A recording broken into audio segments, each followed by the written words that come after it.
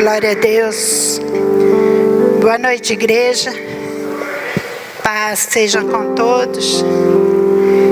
Eu creio que realmente muitas mães estão em casa recebendo, as homenagens dos seus filhos. Alguns vêm de longe, por isso talvez não estão aqui. Tem muita gente que fala assim, mal de internet, que por causa da internet as pessoas quase não têm contato. Eu acho que para mim a internet é uma grande bênção, porque eu tenho filho que mora no Rio de Janeiro. E hoje, através do WhatsApp, eu pude vê-lo, ele falou comigo e a minha netinha. Então, as pessoas falam que fica muito impessoal.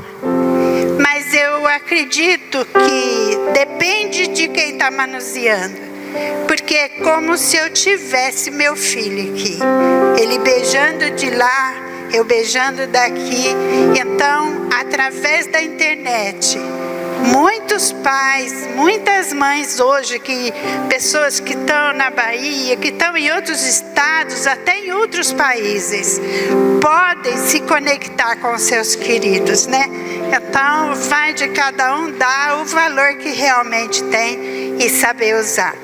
Eu louvo a Deus pela vida de cada mãe e de cada filho que está aqui. Deus deu-me, a mim, a muitas que estão aqui, o privilégio de sermos mãe. Como o pastor Renato falou, não é fácil, porque somos preparadas para muitas coisas na vida. Até mesmo para o casamento, somos preparados para o dia da noiva, para o casamento, para a festa, mas não somos preparados para a vida de casada. Muito menos somos preparados para ser mães. E é interessante que, se nós soubéssemos verdadeiramente o que significa ser mãe, o que significa dar à luz a um ser humano, e o que significa criar e educar, porque ter filhos a gente vê que muitas têm, e não é pouca não, tem gente que tem 4, 5, um de cada pai, vão fazer filho. Não que eu esteja julgando, mas como vão ser cuidados e educados esses filhos. Então a preocupação do Senhor de colocar, de formar famílias, é para que, de preferência, todo o ensinamento, todo o caminho em que a criança deve andar, deveria vir de dentro de sua casa. Hoje nós sabemos que os pais trabalham fora. Tem muitos pais que até têm pouco contato com os filhos.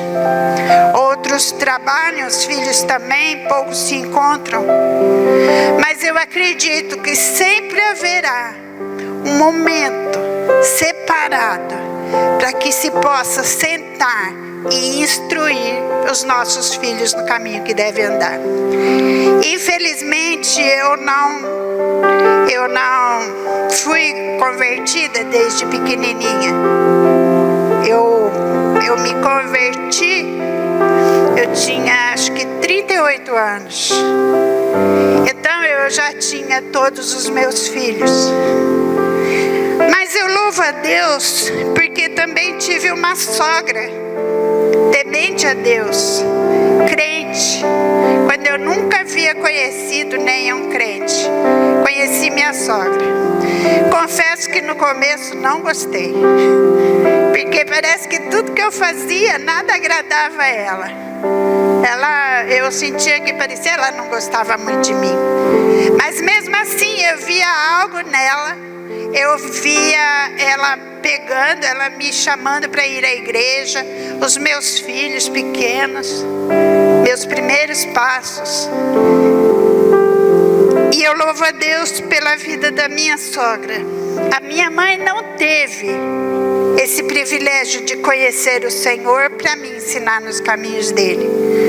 Mas a minha sogra teve. Deus me deu um marido, apresentou a minha sogra, e através da minha sogra e meu sogro, eu pude conhecer Jesus. Amém? Então, eu acredito que Deus sempre vai preparar alguém. Então, não tem tempo. Não é porque eu não me converti quando criança, não fui apresentada a Jesus quando criança, que ainda não deu tempo de eu correr aos pés do Senhor e apresentar todos os meus filhos, cada um deles. E eu sinto quando temos filhos que não estão com suas mães ao seu lado.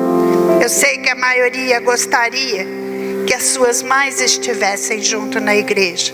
Assim como também muitas mães gostariam que todos os seus filhos estivessem. Nem sempre isso é a realidade. Então tem vários exemplos de mães que dariam realmente a vida pelos seus filhos.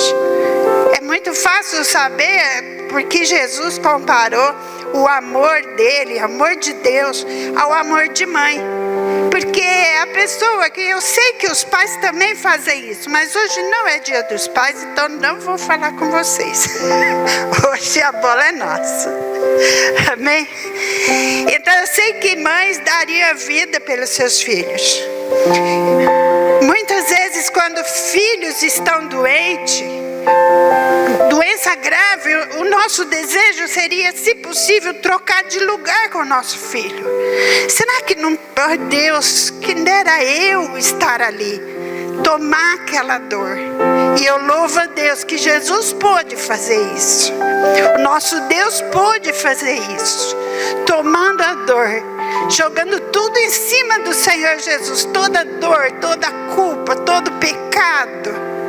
Quem dera nós mães pudéssemos fazer isso e salvar assim nossos filhos. Mas como nós não podemos, Deus nos deu estratégia, Deus nos deu a fé, Deus nos deu a certeza que Deus Todo-Poderoso pode todas as coisas, em qualquer tempo. Ele resgata o filho, ou até mesmo, eu sei que tem filhos talvez aqui, que não têm as suas mães cristãs ainda, convertidas ao Senhor, que há muito tempo ora por elas. E eu quero dizer, se tem alguém aqui assim, não desista. Deus está ouvindo sua oração. Não desista. Acredite que você ainda verá sua mãe louvando, adorando e glorificando a Deus. Amém? Porque eu creio no poder da oração de uma mãe. Ah, mas o poder da oração de um filho também é muito grande, é muito forte. Amém? Então, de tantas mães que tem na Bíblia, que deram suas vidas, outras que abriram mão dos seus filhos, né? Nós temos Joquebede, a mãe de Moisés, nós temos tantas mulheres. Nessa noite, eu escolhi um texto que gostaria de dividir com vocês. Primeiro texto, ele está no livro de Atos. Eu pedi para a irmã por aqui, que assim eu não tenho dificuldade para achar. Atos 16:1 diz assim: E chegou a Derbe e Listra, e eis que estava ali um certo discípulo por nome Timóteo, filho de uma judia que era crente, mas de pai grego. Então nós vamos falar um pouco de Timóteo, filho de uma judia, convertida. Ai, que glória! O Senhor já havia passado por lá, convertido, muitos corações se converteram ao Senhor Jesus, e graças a Deus, essa mulher também aconteceu isso. E a palavra do Senhor diz, em 2 Timóteo capítulo 3, versículo do 3 ao 5, diz assim: Dou graças a Deus, a quem desde os meus antepassados sirvo com uma consciência pura. Quem está falando isso é o apóstolo Paulo. Porque sem cessar faço memória de ti nas minhas orações, noite e dia. Porque Timóteo era um discípulo, né, do apóstolo Paulo, andava com ele, desejando muito ver-te, lembrando-me das tuas lágrimas para me encher de gozo. Aleluia. Trazendo à memória a fé não fingida que há em ti, a qual habitou primeiro em tua avó Loide e em tua mãe Eunice, e eu estou certo de que também habita em ti. Pode deixar esse texto, por favor? Amém? Olha que coisa tremenda. Muitos de nós estão trabalhando, às vezes loucamente, mães, pais, trabalhando loucamente para deixar grandes coisas para os filhos, para deixar estudos, escola particular, para deixar casa, para deixar carro, para deixar fortunas às vezes. Mas aqui eu vejo duas mulheres que deixou a vida, porque nós aprendemos que sem Jesus não há vida, amém? Aquele que crê em Jesus será salvo, mas os que não crêem já estão condenados. Então, se não tem Jesus, está morto. Então, de que adianta muitas vezes a gente deixar herança, casas, riqueza, apartamentos, se os nossos filhos talvez vão jogar fora? Sendo que se nós deixarmos, como essas duas mulheres fizeram, uma fé que ele tinha não fingida, irmãos, olha, isso é muito sério. Por que está escrito isso? Por quê? Existe fé que é fingida? Infelizmente existe. Infelizmente existe. E nós sabemos algo sobre essa fé fingida quando vem os momentos maus na nossa vida. A pessoa entra em pânico, entra em desespero, não sabe o que fazer, quer se matar. Mas quando você tem uma fé sincera, uma fé não fingida, você sabe que só quem vai te livrar daquele momento difícil é o seu Deus. Amém? Talvez ele não venha aqui fazer uma mágica, mas ele sempre te dará, mostrará o caminho que você tem que seguir. Ele te dará estratégias para vencer aquele momento.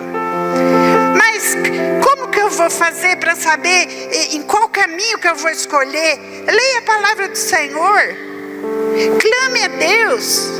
Entra no seu quarto lá quietinho. Diga a ele: pai, olha, eu não sei para onde ir. Não importa se você tem o seu pai e a sua mãe, mas acima deles está um Deus que já vê lá na frente, aonde você ainda não chegou, aonde o seu pai não chegou, onde a sua mãe ainda não chegou. É gozado que as pessoas falam que mãe tem uma intuição grande. Quando a gente fala, leva a blusa que vai chover, que fica bravo, não leva a blusa e toma chuva. Põe agasalho, filho, tá esfriando. Imagina, mãe, tá um calor. Quando volta da faculdade, vem que nem um pirulito, todo com frio. Então aprenda a ouvir sua mãe, que a sua mãe vê um pouco, pela experiência, um pouco mais para frente de você. Amém? Então, eu vejo que essas duas mulheres, Loide e Eunice, a avó e a mãe, é muito importante quando, por exemplo, meu filho Renato, qualquer um dos meus filhos, podem deixar os seus filhos na minha casa, porque sabe que na minha casa elas vão continuar aprendendo ou colocando em prática tudo aquilo que os pais vêm ensinando. Amém? Em todas as áreas. Eu lembro que uma vez a Julia chegou para mim e falou: vovó, eu posso assistir Discovery? Eu falei: ué, pode, filha. Por quê? É porque eu estou de castigo e meu pai falou que eu não posso assistir. Falei: não, então não pode assistir. O pai falou. É uma continuação do ensinamento, para que a gente nunca tire a autoridade dos pais. Mas nós, como avós, temos responsabilidade. Se nossos filhos ou genros não são convertidos, e você, avó, aproveite quando seus filhos estão na sua casa. Ensine a eles a amar Jesus. Ensine a ele a ser um cristão verdadeiro. Ensine a ele aquilo que você tem de mais precioso, que é a tua fé no Senhor. Amém? Então aqui são duas mulheres que eu vejo que Eunice aprendeu com Lloyd e ensinou para Timóteo. Aqui não tem marido. Marido de Eunice não conta. Talvez ele já tinha falecido. O avô dele também, o avô de Timóteo. Então, às vezes, as pessoas querem se justificar. O comportamento, às vezes, errado de seus filhos é porque ele não teve pai. Isso não é desculpa, não. Porque nós temos um Deus que é Pai de todos e por todos e para todos. Amém? Basta que a mãe apresente a este filho, este Deus, este Pai. Nós temos padrastos que educam os filhos junto com as mães no caminho do Senhor. Então, o que nós queremos hoje é ver a importância, porque aqui o apóstolo Paulo está falando, está exaltando, está glorificando a Deus através da vida dessas mulheres e desse jovem. E ele andava com Paulo. Então eu vejo aqui jovens, né, como nós temos aqui o Iron, o Iron aqui e sua esposa, que estão junto com os jovens, e às vezes os pais não querem deixar, tem críticas quanto a isso. Olha, teve uma época, logo que eu me converti, a minha filha Paula já era casada, e ela se batizou, ela veio para a igreja do pastor Jonas, aqui na Avenida Ana Beatriz. E a pastora Safira, uma mulher de Deus, uma pastora ungida do Senhor, ela tomou a minha filha como se fosse filha dela. E instruía a Paula, e a Paula andava com ela, era uma discípula dela. E muitas pessoas vinham para mim e falavam: você não tem ciúme? Você não acha ruim? Nossa, parece que a Safira tomou a Paula de você, parece que ela que é mãe. Eu falei: não. Eu fico muito feliz de Deus ter colocado no caminho da minha filha uma mulher de Deus, que ensine ela. Por quê? Porque eu estava começando no Evangelho. Eu também não tinha muito para ensinar, eu também tinha que aprender.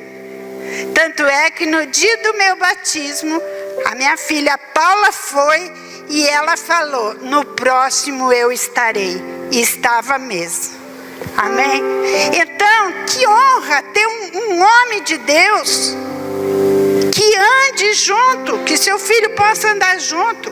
Uma mulher de Deus que abrace a sua filha, que faça dela uma discípula e ensine a ela os caminhos do Senhor.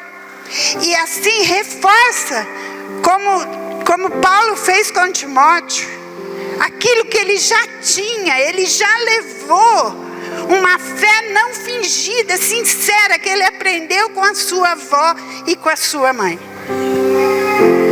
E Deus é glorificado através da vida desse jovem. Ele se uniu a Paulo e viajaram juntos, fizeram grandes coisas juntos.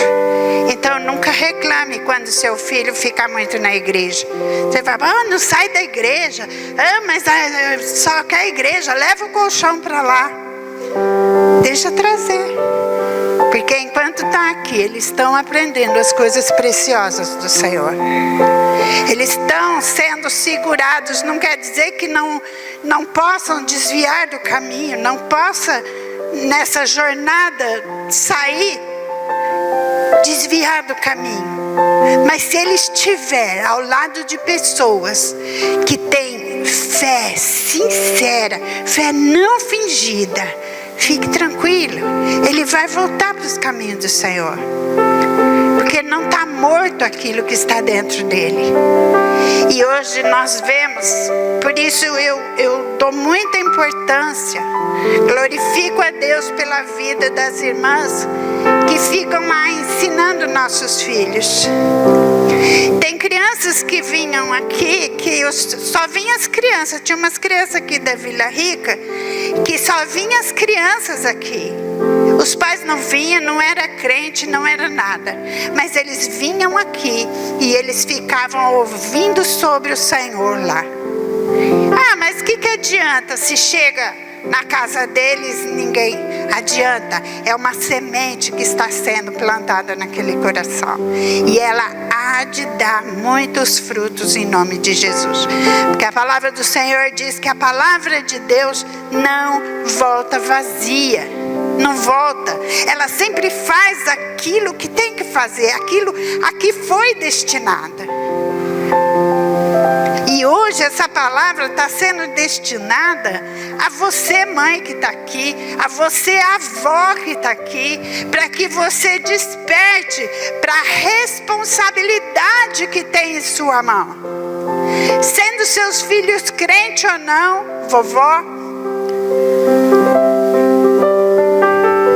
cabe a você começar a ensinar essa criança. E não importa os caminhos que ela percorra, um dia ela voltará em nome de Jesus. Ensina a criança. Quem dera eu tivesse sido ensinada quando criança. Mas você sabe que eu acho que é a mesma coisa, porque quando você conhece Jesus, que você se batiza, você nasce de novo. Então eu me sentia uma criança e não tinha vergonha de falar, eu não sei nada.